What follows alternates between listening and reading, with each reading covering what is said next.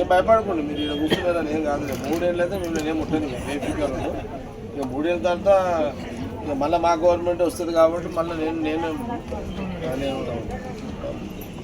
ఏమి ఇబ్బంది లేదు. మీరు ఫ్రీగా మైండ్తో కూర్చోండి, ఇదేం కాదు. ఫ్రీగా కూర్చోండి. మీ పై అధికారులు ఎవరిని అడిగినా నా పేరు ఏముంది, రికార్డే కదా మీ అందరితో. అంటే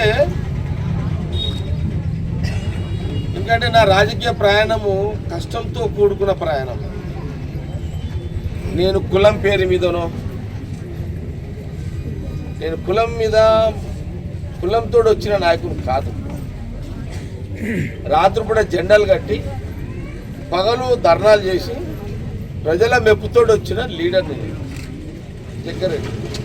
చాలామంది కులాల పేరు మీద వస్తారు, వస్తారు, అట్లా ఇట్లా వస్తారు, కానీ నాది ఆ పుట్టుకగానే కాదు నాది.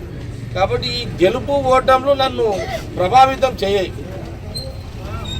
ఏదో గెలవంగానే నేను తోపాన్ని ఇష్టపడేది లేదు, నేను ఉబ్బిపోను ఓడిపోయినా అని ఇట్లా వండేది లేదు. నేను మొన్ననే చెప్తే అరే నాయన ఇంకా 10 ఏళ్ళు నేను పోటీ కూడా చేయాలని కూడా చెప్పిన. మినిమం అంటే 10 ఏళ్ళ లోపల మళ్ళీ 10 ఇయర్స్కి వస్తా మళ్ళీ ఫీల్డ్కి అన్నా. మళ్ళీ అప్పుడు 3 ఎట్లుంటుందో తెలియదు కానీ చెప్తున్నా. ఆయన నెక్స్ట్ టైం బీఆర్ఎస్ గవర్నమెంట్ ఇప్పుడు రాదు, నువ్వు టెన్షన్ పడక. నా క్లారిటీ ఉంది, రాదు వచ్చేటప్పుడు ఆల్వాలే కొట్లాడుతున్నారు, నువ్వేం గవర్నమెంట్ రాదు. ఓకే.